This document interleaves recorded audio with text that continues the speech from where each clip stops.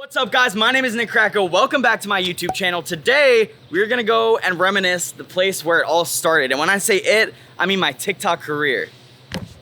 So, this was the place that I got jumped at. This was actually my old student living apartment complex. I wanna say I was like 19 at the time. I was selling those little like nicotine jewel devices. I was boxing out here with some buddies right behind me. Some guy hit me up, he was like, yo, I wanna buy like 200 bucks worth of nicotine. I was like, yeah, that sounds good. Meet me outside, I won't be wearing a shirt, I'll have your box, you can't miss me. I start walking outside right after we get done with boxing, and I'm feeling good, you know, just got a little workout in. I'm literally like, I was fresh off a pump, I was feeling good. Before I knew it, the kids that I was supposed to be making a little deal with showed up. I'm gonna paint you guys a picture right now, okay? There's this one lane street, okay? Let me get up, I'm about to get into this. I look to the right and there's this big black pickup truck about to turn left onto the one-way street. And right as I see them about to turn left, the dude makes a U-turn. I give the guy a call, I'm like, yo, you're supposed to make a U-turn, or you're supposed to make a left there, not a U-turn. He's like, oh my God, so sorry, my bad, I'm coming right away. Now, I didn't know this at the time, but when he had made that U-turn, it was to drop another person off. I'll never forget this. There was this girl in the driver's seat, and she just kept her hands straight. She did not look at me. And I remember this was at a time when COVID had like just started, so I was like really paranoid about masks and stuff. And the guy like pulled down his mask and I took a step back. I was like, whoa, you need to watch your mask, man. He was holding money in his hand and I was holding like all the nicotine in my hand. I'll never forget, like I was like, are you gonna hand me the money? And the guy's looking at me like this, and for a split second, his eyes like beat a centimeter to the left, bro. Like barely even to the left, but I'll never forget it. I'm gonna tell you how I remembered it and then I'll tell you what actually happened, okay? So, if you remember- You got hit that hard, huh? Yeah, bro, I got murked. I didn't realize that they had dropped someone off. I had no idea. So, you know, to my knowledge, everyone that was involved in this was in the car. I remember feeling like this really weird force on this side of my face. The next thing that I know is someone was trying to put me in like a headlock. I've been wrestling my whole life. I was ready to deal with that chokehold. I kind of like got into a little crouch position, but like I dropped my box of things all over the place. What had happened is before I was put into a headlock, the dude had hit me so hard on this side of my face that he had broken my occipital bone, my nose. He gave me a concussion. So I was severely concussed before I even knew I was in a fight. My first instinct after I had gotten hit, I guess, was to get my stuff off the ground and like get away from the situation so that I could see what was actually happening. The second I went to go pivot, I saw like all my stuff was spread out all over the floor. I saw blood like pouring from my face and I blacked out. I'll never forget, the thing that woke me up was like a little trickle of blood coming from my nose. It tickled me awake. And I go like this.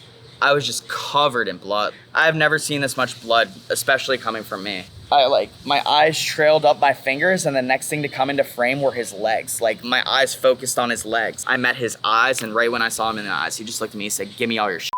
I was like, bro, take it. Like, I'm knocked out. I don't even know why he would ask. Yeah. I remember he tried to get into my pockets and stuff. I like pinched my pockets shut, made sure none of that stuff was gonna happen. Like someone else hopped out of the car and it was like something out of a movie. They like picked up all this stuff off the ground. They're like, go, go, go. Skirted off and like I was just left in a pool of blood. I felt like I was in GTA. I was like, what do I do right now? I was like, damn, like do I call the cops? Like what am I gonna do? And at the end of the day, dude, my head hurt so bad and like I was so concussed that I figured it would, like I'll take the charge if there is a charge. Like I feel like I'm dying. To tell you guys what actually wound up happening is the guy opened with me with like coming up behind me and hitting me as hard as he can right here. And I want you to imagine, just imagine this for a sec. You're walking up on someone and you get one shot to knock them out. How hard would you hit that guy? Dominic, how hard you hitting that dude? You get one shot to knock him out. Harder than that guy would have hit you. Bro. Did it feel like a slap or more like an actual? Felt like my head was compacted into me. And I didn't know I got hit until after the cops came and they're like, you're f***ed up. For the weeks following, like it just felt like so much pressure. Like there was just so much, just felt like there was a constant ice pack, except it hurt. I had all the kids' social medias and stuff. Kid's an idiot. Fast forward, I think it's like a year or two later. I'm currently in Los Angeles. This actually gave me the push to like leave Boca. But it wasn't like, let me leave my hometown because I want to pursue or out of ambition. It was honestly because of fear. I left Boca because I was scared. I felt like people were following me, posting every day on TikTok, and I went from like 300,000 to 800,000 followers just because of my black eye. I had severe PTSD. Like that was a really tough time in my life, going through all that publicly and just pretending to be good and smiling. I wonder what would happen if that never happened to you. You probably wouldn't have left Boca for a long time. Probably not for, like I think I would have wound up in LA. I was creating every day for like 6 months at that point. Everything just worked out so well. So I am very grateful for it all, but like that was definitely a crazy, crazy experience. Fast forward a few years later, I get a call from the detective. These people got caught. And pretty much the prosecutor said it was up to me to decide whether they would get tried for 3 years probation or 15 years in prison. Wow.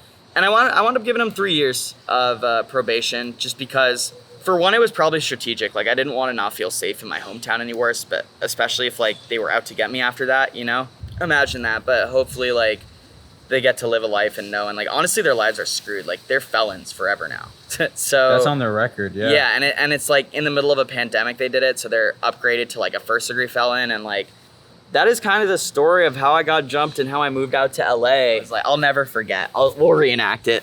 I was like this. Like, they just drove away, and I watched them drive away like this. I'm like... It's kind of funny. I'm like, no way. I was like, I could not believe it. Like, I couldn't believe I just got the beaten out of me. Like, bro, I was having such a good day. Where was your friend? Bro, and no one was around. It was just all out in the parking lot. Did anybody ask if you needed help? Bro, so no.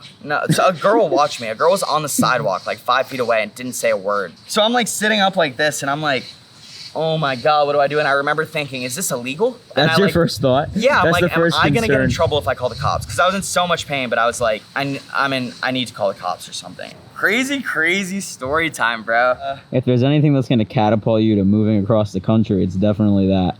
I was gonna ask how your mom reacted, because I know there's that video of her reacting to it. I wanna put that in We'll put that video in now. My mom has not seen anything yet. She hasn't seen my face, my black eye, my fat lips. So this is her reaction. Hi, son. Hello. That's my boy. What the happened to you? I got mugged. For real? Yes. Are you serious? Where? Thank you guys so much for watching. If you like the video, make sure you actually like, subscribe, turn on post notifications. They're only getting better from here. This is gonna be kind of a series I'm doing where I'm just telling stories from my life that I think are interesting. So make sure you're following along if you wanna keep hearing some stories. Maybe listen to them before you go to bed or something, and follow along the chronicles of my life, because it gets pretty interesting, okay?